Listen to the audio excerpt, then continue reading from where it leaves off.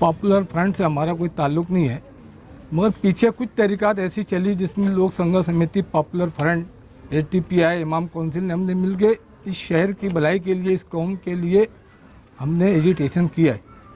और जो popular front है ये रजिस्टर है, जो गवर्नमेंट की जो अथॉरिटी है उसमें रजिस्टर है।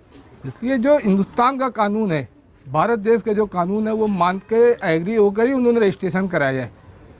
आज मैं सिर्फ मौलाना सैफुर रहमान के घर वालों की हिमायत में आया हूँ कि जो उनके साथ हुआ गलत हुआ है। और जमहूरियत में दो तरीके होते हैं, एक तो हुकूमत में रह के बात करना, या अगर हुकूमत में नहीं है तो तहरीक के ज़रिए अपनी बात हुकूमत तक पहुँचाना। अगर कोई आदमी तहरीक के ज़रिए हुकूमत तक अपनी बात पहुँचाता है तो वो इस मुल्क का गद्दार नहीं है। हमको इस चमन से मोहब्बत है, इस माली से अदावत है।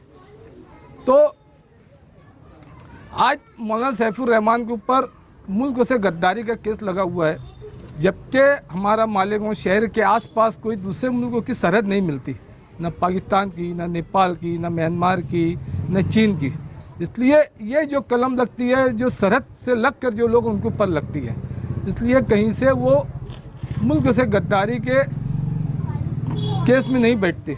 इसी तरह मौलाना के ऊपर जो 120 बी लगाए, अगर उन्होंने कोई प्लानिंग में है, जहाँ उनके ऊपर ऐसे इल्ज़ाम है कि मोदी को ये मार डालना चाहते थे, तो अगर मोदी साहब का जहाँ भी प्रोग्राम होगा वो मोदी साहब के प्रोग्राम के 100 किलोमीटर के अंदर भी ये कहीं रहे होंगे, और ये अगर उनके ऊपर 120 लगाते हैं तो हम मान सकते हैं। मगर इन्होंने कहीं ऐसी कोई जगह गए नहीं, और ये जो कार्रवाई हमारी पुलिस की नहीं है, ये कहीं ना कहीं हुकूमत और अमित शाह की है। इसलिए हमको पुलिस को तो आज कुछ नहीं बोलना है, मगर जो ट्रेस्ट का गद्दारी का जो कानून लगा है ये गलत है, इसको हटाना चाहिए और जल्द से जल्द बेगुनाह लोग रिहा होना चाहिए।